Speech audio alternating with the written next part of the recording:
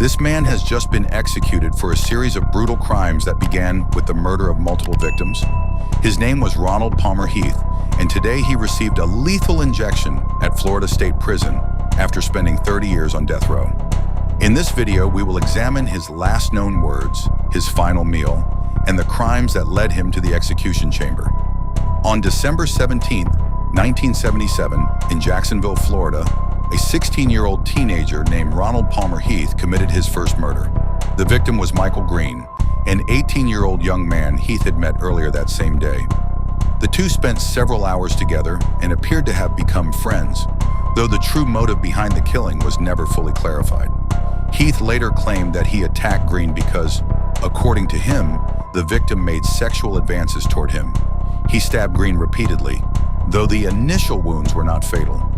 Instead of seeking help or fleeing, Heath placed the severely injured young man into his car and drove aimlessly through the streets of Jacksonville for more than an hour, seemingly unable to confront what he had done. Eventually, Heath stopped the vehicle, pulled Green out, and stabbed him multiple times again. He then attempted to set the car on fire with Green inside, but the victim managed to escape the flames. The violence did not end there. Heath caught up with him, stabbed him once more, and in a final act of extreme brutality, beat him to death with a tree branch, leaving his body at the scene. The sheer savagery of the crime committed by someone so young shocked the court. Heath pleaded guilty to second-degree murder, and at just 16 years old was sentenced to 30 years in prison. However, he served only about a decade. In 1988, he was released on parole nearly 20 years early, a decision that would later have fatal consequences. Ronald Heath had been free for only 6 months when he killed again. On the night of May 24, 1989, Heath, then 28 years old, was at the Purple Porpoise Lounge, a bar in Gainesville, Florida, with his younger brother Kenneth Heath, who was 24. The brothers lived a transient lifestyle. They worked sporadically, drank heavily, and that night they were not simply looking for entertainment. Also inside the bar was Michael Sheridan, a 30-year-old traveling salesman from Atlanta, Georgia, who had stopped there to eat dinner and have a few drinks. Sheridan was outgoing and trusting. He quickly struck up a conversation with the Heath brothers, bought them a drink, and asked if they had marijuana or were interested in smoking. For Ronald Heath, that exchange was enough. Quietly, he suggested to his brother that they take Sheridan to a secluded location with the intention of robbing him. Kenneth agreed. The three men left the bar in Kenneth's vehicle, though Ronald took the driver's seat. He drove them to a remote wooded area south of Gainesville in Alachua County. Once there, they got out of the car and smoked marijuana for several minutes, appearing calm and relaxed, as if nothing was about to happen. When Ronald decided the time had come, he signaled his brother with a hand gesture shaped like a gun, silently asking if he had the weapon. Kenneth then pulled out a .38 caliber revolver and aimed it at Michael Sheridan, demanding his wallet, his gold chain, and his watch. Sheridan refused, confused and in shock, unable to fully grasp what was happening.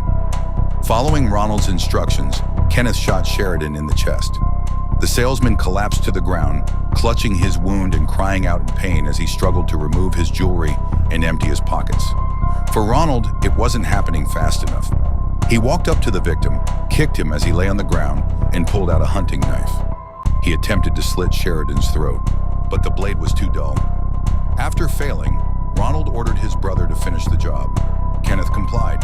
He fired 2 shots into Michael Sheridan's head, killing him at the scene. After the murder, the Heath brothers concealed Sheridan's body in thick brush in the wooded area. They then returned to the Purple Porpoise Lounge, where they stole items from the victim's rental car. Michael Sheridan's body was discovered on May 30th, 1989, in an advanced state of decomposition. The medical examiner determined that death had occurred between 3 and 10 days earlier and was caused by multiple gunshot wounds and a deep stab wound to the neck. Just 2 days after killing Sheridan, the Heath brothers murdered again. On May 26, 1989, Ronald and Kenneth met 26-year-old Anthony Hammett at a bar in the Arlington neighborhood of Jacksonville. Following the same pattern, they convinced him to leave the bar and drove him to a secluded area. When Hammett realized he was being robbed and tried to run, he was executed with a single gunshot to the back. His body was left at the scene. Ronald Heath was formally charged with the murder of Anthony Hammett. However, prosecutors later dropped the charges when Kenneth Heath again refused to testify against his brother, claiming he had received threats against his life. The decision left the crime without a conviction and the Hammett family without justice. In the case of Michael Sheridan, the police investigation moved forward because of a simple but critical mistake. The Heath brothers attempted to use one of Sheridan's stolen credit cards to purchase a car stereo. The transaction was declined, triggering an alert that drew the attention of investigators. From that moment on, the Gainesville Police Department, working alongside the Alachua County Sheriff's Office, tracked the purchases made with Michael Sheridan's credit cards at Oaks Mall. This trail allowed investigators to reconstruct the suspect's movements after the murder and began connecting the key pieces of the case. Several weeks after the killing, Ronald Heath was located and arrested in Douglas, Georgia. He was living in a trailer with a woman identified as Powell. During the arrest, officers recovered clothing purchased with the stolen credit cards, Michael Sheridan's watch, and other items directly linked to the homicide. Kenneth Heath was also taken into custody and charged for his role in the murder, effectively closing the main circle of suspects in the Sheridan case. Ronald Palmer Heath's trial took place in 1990 in an Alachua County courtroom in Florida. The central pillar of the prosecution's case was the testimony of Kenneth Heath, Ronald's younger brother, who agreed to a plea deal in exchange for testifying against Ronald. He would receive a life sentence and avoid the death penalty. On November 15, 1990, the jury found Ronald Heath guilty of first-degree murder. 2 days later, on December 17, 1990, Judge Robert Cates sentenced him to death for the murder of Michael Sheridan. Ronald Heath spent more than 35 years on death row. During that time, his attorneys filed multiple appeals and legal challenges in an effort to overturn the conviction. All were denied. The Florida Supreme Court rejected his requests repeatedly, including his final appeal in January 2026. His younger brother, Kenneth Heath, is serving a life sentence at Tomoka Correctional Institution. Under the terms of his plea agreement, he became eligible for parole after serving 25 years in prison. Although that period has already passed, there is no public information confirming that he has been released. Finally, on January 9, 2026, Music Florida Governor Ron DeSantis signed Ronald Palmer Heath's death warrant, the first execution order of the year in state. The execution was scheduled for Tuesday, February 10, 2026 at 6 p.m.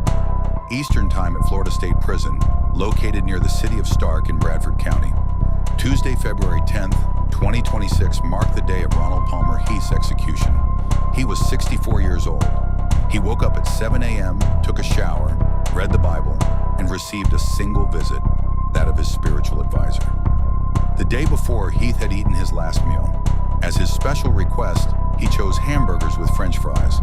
At 3 p.m., he was removed from his cell in preparation for the execution scheduled for 6 p.m. The method was lethal injection carried out under a 3-drug protocol at Florida State Prison. At 5:50 p.m., Heath was escorted into the execution chamber.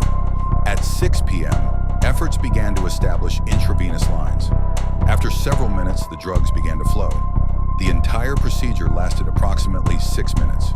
During that time, Heath moved slightly, gasped, and frowned, showing minimal signs of discomfort before losing consciousness.